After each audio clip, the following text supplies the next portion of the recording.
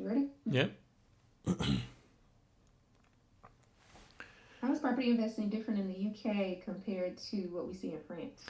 So when I learned this, I sold my properties in France and started investing in the UK. So this is how the finance system works and empowers you to recycle your cash from one property to the next and generating monthly cash flow from day one. So in France, you only have repayment mortgages, so you can't create cash flow. And in some cases, you have to subsidize your rent with your own salary.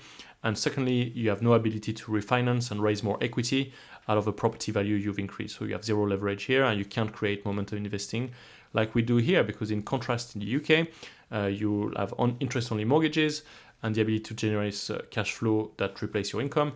And secondly, the ability to add value and refinance to make it possible to invest and reinvest your same pot from one project to the next and build momentum. And this is how you can really be full-time in property really quick. I might redo it